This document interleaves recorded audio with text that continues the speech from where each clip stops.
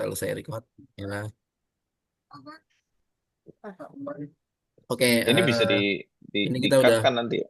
ya kita udah mulai record. Bismillahirrahmanirrahim. Eh, kita mulai ya kegiatan kita pada pagi hari ini. Eh, Bismillahirrahmanirrahim. Assalamualaikum warahmatullahi wabarakatuh. Waalaikumsalam warahmatullahi Warahmatullahi wabarakatuh. wabarakatuh. Baik, alhamdulillahirrahmanirrahim. Pertama-tama marilah kita panjatkan puji serta syukur kita kehadirat Allah Subhanahu wa taala di mana Allah masih memberikan kita nikmat iman, nikmat Islam dan nikmat sehat sehingga kita dapat berkumpul di Zoom pada pagi hari ini ya berkaitan dengan kita akan bersama-sama mereview artikel yaitu Insti Initiating a Sharia Audit Model for Zakat Management Organization in Indonesia yang dimana kalau di bahasa Indonesia ini merintis ya model audit syariah untuk organisasi pengelola zakat di Indonesia. Tentu ini direview oleh ditulis oleh Bapak Denny Riani ya dari STKIP PGRI Trenggalek dan ini di jurnal Filantropi ya jurnal Manajemen Zakat dan Wakaf volume nomor 3 nomor 1 tahun 2022 gitu. Insya Allah kita sama-sama akan mereview apa namanya artikel kita pada pagi hari ini. Tentu kita awali kegiatan kita pada pagi hari ini dengan baca basmalah Bismillahirrahmanirrahim dan kita mungkin kita Bismillahirrahmanirrahim. akan menambah keberkahan kita pada pagi hari ini. Kita boleh bersolawat Allahumma sholli ala Sayyidina Muhammad wa ala ali Sayyidina Wa ala Muhammad ali Allahumma sayyidina sholli Muhammad. ala Sayyidina Muhammad wa ala ali Sayyidina Muhammad Allahumma sholli ala Sayyidina Muhammad wa ala ali Sayyidina Muhammad. Baik, sebelum kita mereview ya, baiknya kita akan perkenalan terlebih dahulu ya pada pembicara-pembicara kita pada yang keren-keren ya pada hari ini ya. Eh, yang pertama ada Pak Arif, boleh Pak Arif? Ya, ini Assalamualaikum. Wassalamualaikum warahmatullahi Masya Allah. Sehat Pak Arif? Alhamdulillah sehat. Pak Sehat, Fuad. Masya Allah. Semoga Allah berikan kesehatan selalu Pak Arif. Oke, Amin. pembicara kedua Amin. kita ada Pak Ilham. Boleh Pak Ilham? Assalamualaikum. Waalaikumsalam Masya warahmatullahi Allah. Sehat wabarakatuh. Ustaz, sehat. Alhamdulillah sehat Nah, sehat. barakallahu fiik. Semoga Allah memberikan kesehatan selalu. Nah, ini pembicara kita kedua. Nanti ada pembicara kita ketiga yaitu Pak Catur ya. Assalamualaikum Pak Catur. Waalaikumsalam warahmatullahi Masya Allah. Sehat ya wabarakatuh. Pak? Sehat? Alhamdulillah, Alhamdulillah. alhamdulillah. Rabbil alamin. Baik, semoga Allah memberikan kesehatan selalu kepada Pak Catur ya dan keluarga. Amin. Baik, dan Amin. saya sendiri namanya Fuad Najmuddin. Kami ini dari apa namanya? Dari IAI ya, SEBI ya, Institut SEBI. Insya Allah akan mempresentasikan. Maaf maaf Pak Fuad. Gimana? Yang pertama yang pertama kan Bapak, yang kedua saya, ketiga Pak Arif, keempat Pak Catur. Itu Oh sumbernya iya, kemarin. siap siap. Oke, Ya. terima kasih Pak Ilham. Baik, eh, sebelum kita ke pembicara kita ya pada hari ini, mungkin saya akan membacakan terlebih dahulu ya abstraknya terkait jurnal ini. Jadi menjamurnya organisasi pengelola zakat di Indonesia ini menjadi bagian dari persoalan ya zakat di Indonesia. Organisasi pengelola zakat sebagai lembaga perantara antara muzaki dan mustahik harus memiliki dasar manajemen yang amanah, profesional, transparan, dan akuntabel. Nah, ada juga kehadiran undang-undang ya nomor 23 tahun 2011 dan peraturan pemerintah nomor 14 tahun 2014 memberikan landasan hukum untuk dilaksanakannya audit syariah sebagai jaminan rasa aman dan nyaman bagi muzaki dalam membayar zakat melalui Basnas dan LAS. Nah, tujuan utama dari audit syariah ini adalah untuk memberikan kepastian atas kepatuhan terhadap aturan-aturan syariah baik dari sisi pengumpulan, pendistribusian maupun pendaya gunaan zakat. Nah, studi ini juga mendeklarasikan konsep dasar dalam pelaksanaan audit syariah pada organisasi pengelola zakat di mana terdapat beberapa poin utama yang harus dilaksanakan berdasarkan pada undang-undang yang ada dan ketentuan umum dalam audit secara umum. Nah, dengan pelaksanaan audit syariah ini maka akan meningkatkan kepercayaan publik dan menyalurkan zakat melalui lembaga zakat ke rangka audit syariah untuk organisasi pengelola zakat meliputi tahap perencanaan, pelaksanaan, dan pelaporan, serta diakhiri dengan opini atas pelaksanaan audit berupa penyataan apakah sesuai atau tidak sesuai syariah serta rekomendasi perbaikannya. Nah, ini adalah abstrak yang apa namanya? Yang ditampilkan oleh penulis terkait artikel ini, dan ini menarik. Semoga kita akan diperjelas oleh pembicara-pembicara pembicara kita yang keren ya, Insya Allah. Baik, kita akan lanjut ke pembicara yang pertama yang akan membahas tentang latar belakang masalah, tujuan dan metode kepada Pak Ilham ya, Pak Arif, Pak Catur ya, Ya, Pak saya, Pak Ilham ya. Baik, kepada Pak Ilham Pak kami Fuad. Ya. persilakan. Baik, terima kasih Pak Fuad. Saya melanjutkan kembali review artikel ini tentang latar belakang, tujuan, dan metode penelitian. Bahwa latar belakang ini pertama karena organisasi pengelola zakat banyak hadir di Indonesia, ya, tercatat per data 11 Februari 2025, ya, terhimpun total OPZ sebanyak 623 Direktorat Pemberdayaan Zakat dan Wakaf. Sehingga dalam pengelolaan OPZ ini perlu diatur dalam undang-undang yang memang sama ya, dengan tugas dan fungsi sama, yaitu OPZ terdiri dari Basnas dan LAS. Namun Basnas memiliki kedudukan yang lebih tinggi dibanding LAS karena bertindak sebagai pengendali utama pengelolaan zakat. Oleh karena itu, LAS wajib melaporkan rencana pengumpulan dan pengelolaan zakat kepada Basnas. Dalam tataran regulasi hukum, memang ini diperdebatkan ya, karena ternyata LAS yang dibentuk oleh masyarakat mempunyai DPS, sementara Basna tidak ya. Padahal secara tugas, fungsi, regulasi sama gitu ya. Nah, menyamburnya organisasi pengelola zakat ini menjadi bagian dari masalah perjakatan di Indonesia. Organisasi pengelola zakat sebagai organisasi yang menjadi intermediasi antara muzaki dan mustahik harus memiliki dasar pengelolaan yang amanah, profesional, transparan, dan akuntabel. Kemudian latar belakang penelitian ini, ya, artikel ini terkait belum adanya kerangka acuan ya, audit syariah OPZ, ya, di mana standar audit syariah hanya sedia untuk perbankan syariah, maka untuk sementara waktu audit syariah dalam pengelolaan zakat masih menjadi bagian dari audit kepatuhan. Lihat di literasi di mahasiswa kemenak.go.id. Nah, terkait dengan belum adanya kerangka acuan yang dibuat oleh pemerintah yang berkaitan dengan kerangka acuan audit syariah untuk koleksi OPZ, maka peneliti ya itu tertarik untuk merumuskan suatu kerangka acuan audit syariah bagi organisasi tersebut, di mana kerangka audit syariah untuk organisasi pengelola zakat meliputi tahap perencanaan, pelaksanaan, dan pelaporan serta diakhiri dengan opini atas pelaksanaan audit berupa pernyataan apakah sesuai atau tidak sesuai serta rekomendasi perbaikannya. Sedangkan tujuan utama audit syariah ya adalah memberikan kepastian terhadap kepatuhan atas aturan syariah baik dari segi pengumpulan, perincian, dan penggunaan zakat. Di sini juga bahwa ketentuan dalam OPZ itu diatur oleh Undang-Undang Nomor 23 Tahun 2011. Ya. Kemudian latar belakang ketiga yaitu prinsip Islam, ya, yaitu dalam pengelolaan zakat harus berdasarkan 7 prinsip dasar: syariat Islam, amanah, kemanfaatan, keadilan, kepastian hukum, integrasi, dan akuntabelitas. Di mana pengawasan OPZ ini oleh pemerintah, yaitu dalam hal ini Kemenak yang melakukan dua bentuk pengawasan, ya, yaitu audit kepatuhan dan audit syariah. Dan saat ini standar syariah hanya tersedia untuk perbankan syariah, belum untuk OPZ. Ya, akibatnya audit syariah OPZ masih digabung dalam audit kepatuhan hukum.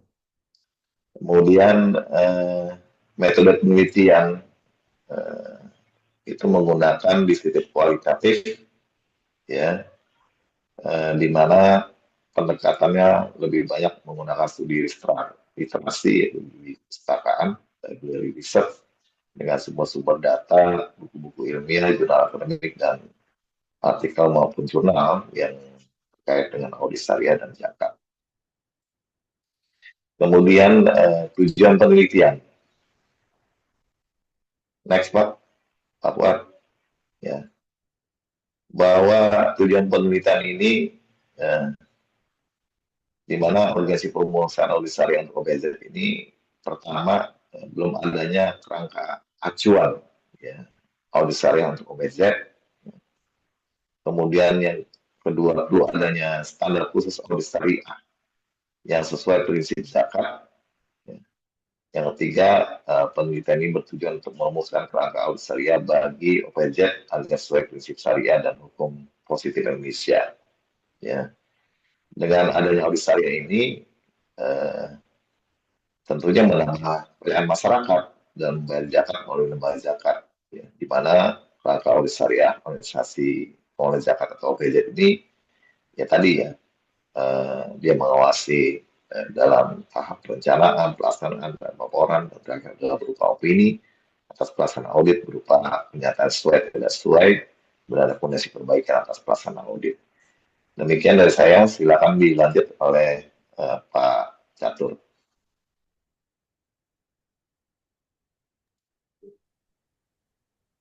Baik, Silakan, Mas Arif dulu kayaknya. Pak Arif dulu. Oke, baik. Baik, Bismillah. Cik. Sip. Ya, saya lanjut.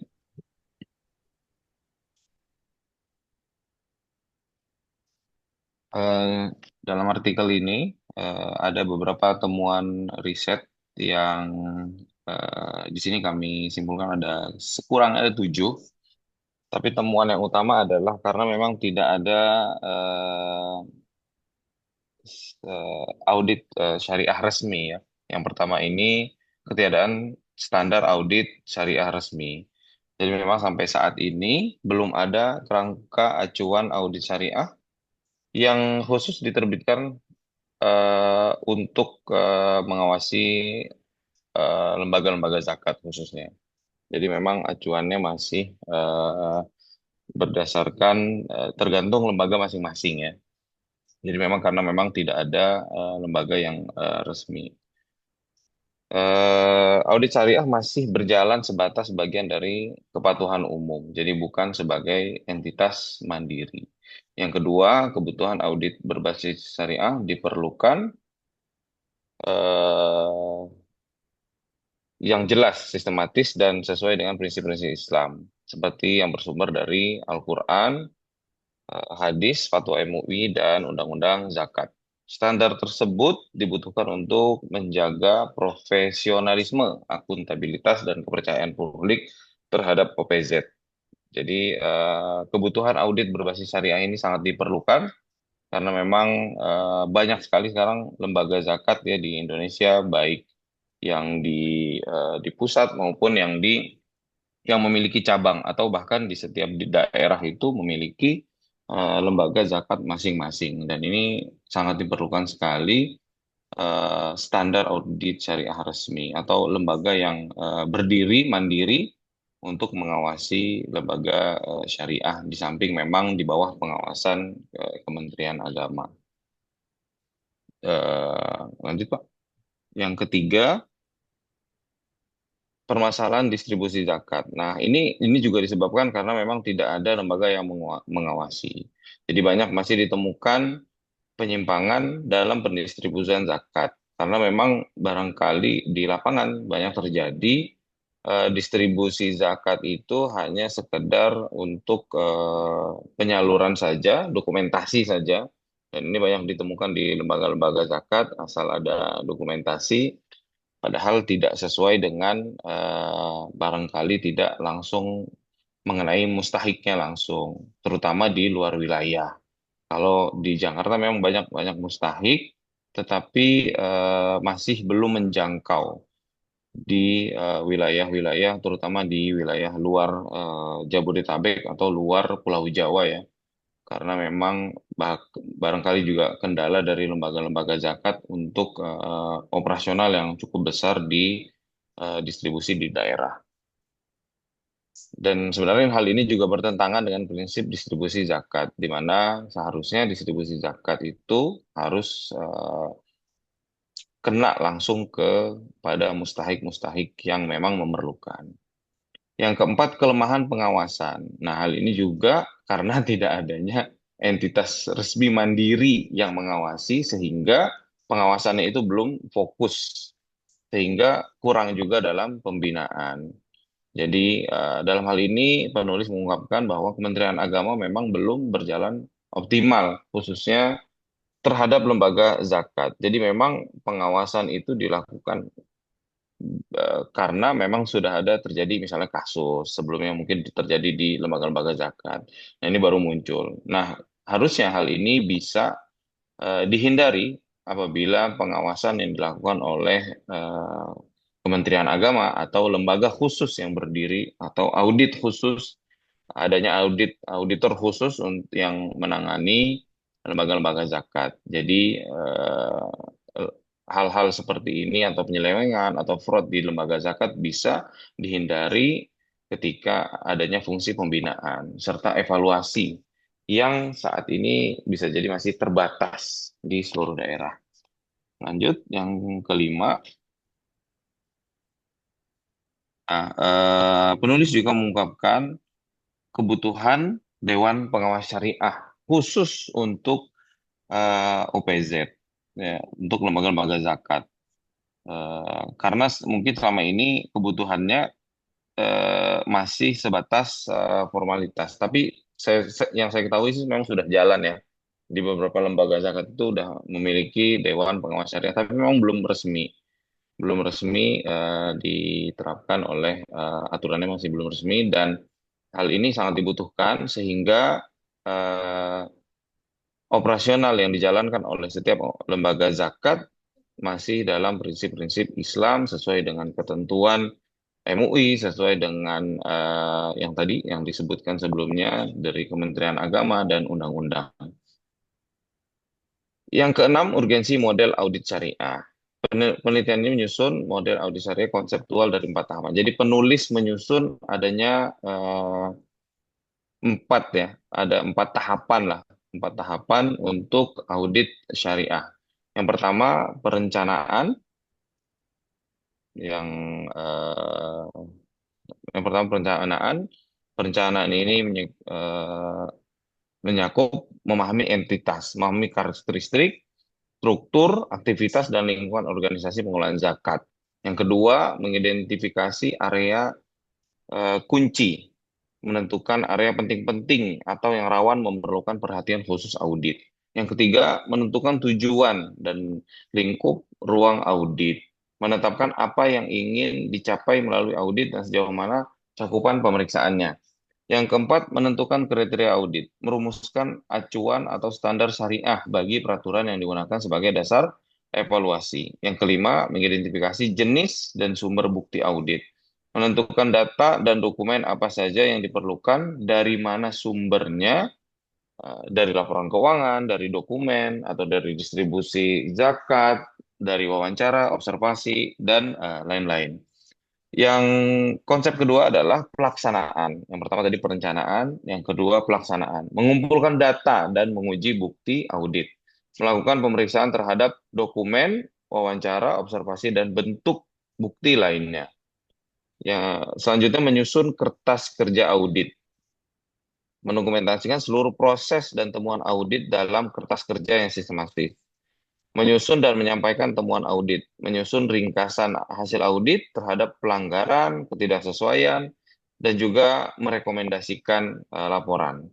Yang keempat, menyusun dan mendistribusikan laporan audit, menyusun laporan resmi yang berisi temuan dan rekomendasi, lalu mendistribusikan kepada pihak terkait, yaitu Basnas atau Lasnas atau Kementerian Agama atau DPS, sehingga nanti akan muncul tindak lanjut.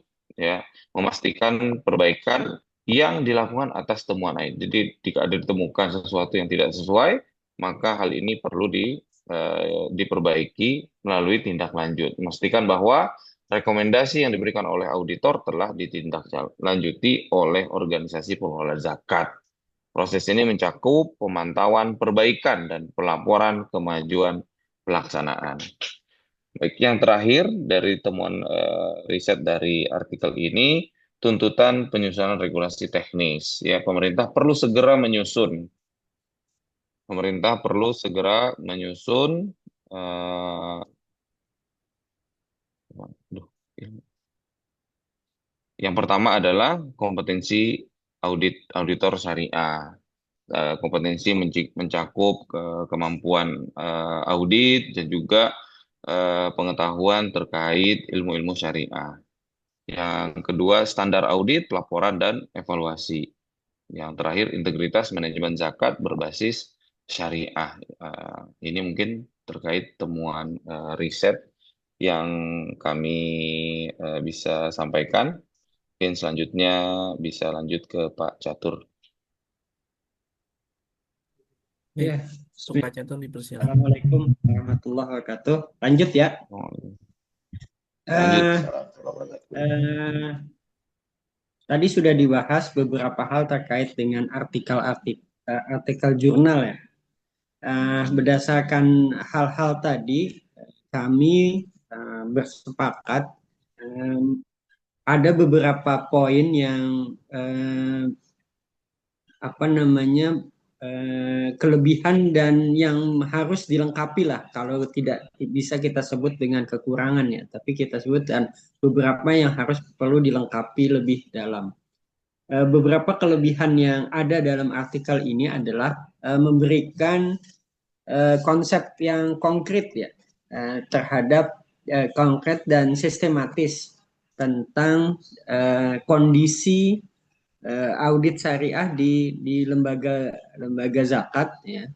Dan kebetulan pada saat jurnal ini ditulis ya, belum banyak yang membahas nih sebelumnya ya. Sehingga ini menjadi sebuah hal yang menarik untuk dipelajari dan digali lebih lanjut.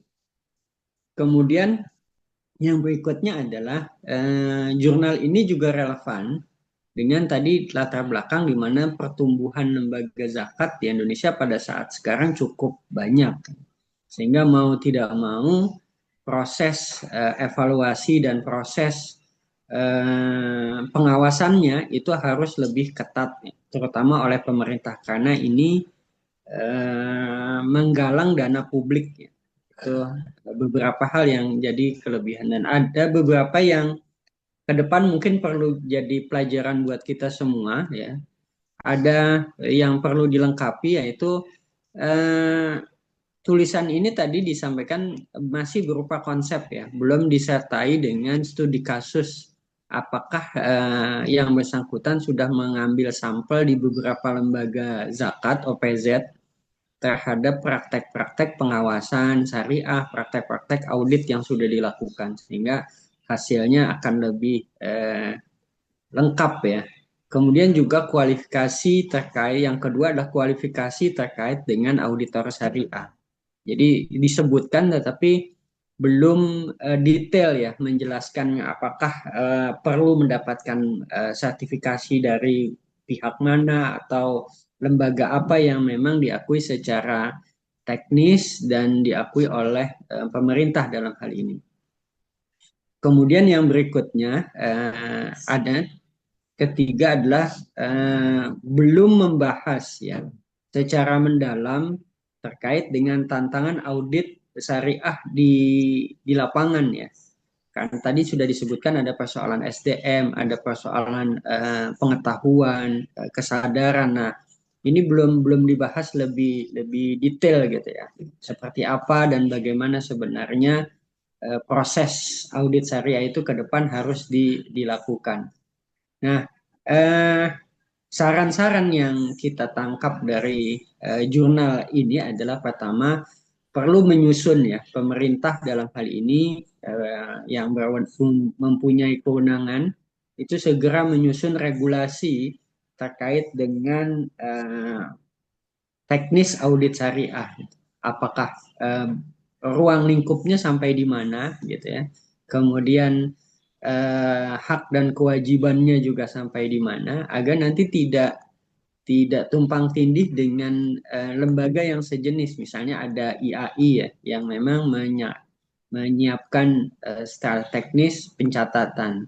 Kemudian juga dengan pihak pengawas syariah dalam hal ini mungkin fatwa ya, fatwa MUI dan sebagainya. Apakah bagaimana ini diterapkan dan sebagainya itu juga mungkin nanti perlu disiapkan regulasinya.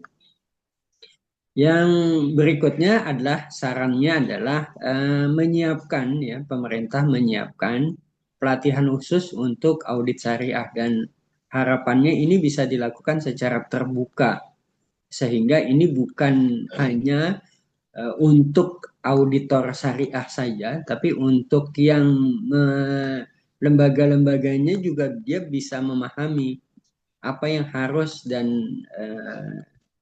dipersiapkan ya, atau harus diperbaiki dalam setiap lembaga. Ini juga penting karena di masing-masing lembaga itu juga ke depan kan pasti nantinya ada internal audit gitu ya, satuan audit internal misalnya. Nah, ini juga kan harus memahami dan memiliki keterampilan yang sama dengan auditor syariah. Yang saran berikutnya juga adalah penguatan pada peran pemerintah dalam hal ini Kementerian Agama untuk melakukan pembinaan dan pengawasan. Sering melakukan pertemuan dengan pihak OPZ dan semua stakeholder terkait agar bisa mencegah dan kemudian menguatkan sehingga hal-hal negatif tadi bisa diantisipasi lah lebih awal, tidak kemudian menjadi sebuah bola salju yang akhirnya menggelinding dan merusak ekosistem ekonomi Islam secara nasional misalnya. Berikutnya pada tahap kesimpulan ya, kami bersepakat bahwa audit syariah pada organisasi pengelola zakat itu sangat penting. Dia merupakan sebuah instrumen yang akan mendorong pengelolaan itu menjadi lebih baik, lebih amanah, lebih transparan. Nah, tapi tadi ini harus diperkuat pada beberapa sisi, pada sisi regulasi, pada sisi hal-hal teknis lainnya itu perlu dilengkapi agar pada saat implementasinya itu sesuai dengan harapan yang ada pada kita semua. Nah, ruang lingkup audit ini juga nantinya harus jelas ya, mencakup dari sisi pengumpulan, pendistribusian, kemudian perencanaan, kemudian pelaksanaan dan pelaporan. Nah, ini semua seperti apa? Apa parameternya? Kemudian apa yang harus dilakukan? Nah, ini juga perlu disiapkan. Nah, kemudian juga hasil dari audit syariah ini adalah bukan merupakan beda ya dengan opini dari audit KAP misalnya, tapi ini kan opini terhadap kesesuaian syariah ya, dan juga di dalamnya ada rekomendasi-rekomendasi perbaikan-perbaikan agar ke depan lembaga tersebut jadi lebih baik. Tentunya kita pahami semua bahwa tidak ada satu lembaga pun yang tanpa kesalahan atau error ya atau ini.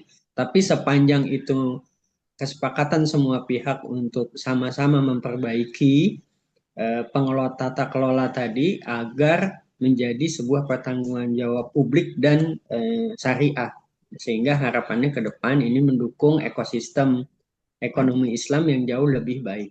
Itu saja mungkin dari saya terkait dengan kesimpulan dan saran serta plus minus lah atas artikel tersebut. Terima kasih teman-teman semua. Baik, Masya Allah, terima Ya, kasih. Masya Allah, tabarakallah. Terima kasih Pak Arif, Pak Catur, Pak Ilham atas pemaparan materi pada pagi hari ini. Masya Allah, tabarakallah. Ini luar biasa materinya, Insya Allah. Dengan hasil temuan kita dan tadi ya penulis ini, Insya Allah jadi amal jariah penulis dan mungkin teman-teman di OPZ itu jadi lebih baik lagi. Mungkin itu ya. Terima kasih Pak oke. Arif. Pak Catur, Pak Terima Ilham, kasih Pak Ya, ya Fuad. terima Terima kasih. sama-sama. kasih semuanya. Kita dari kelompok 7 mohon undur Sama-sama. diri, kurang lebih Pak. mohon maaf. Wabillahi taufiq walhidayah. Assalamualaikum warahmatullahi wabarakatuh. Waalaikumsalam. Waalaikumsalam Waalaikumsalam warahmatullahi wabarakatuh.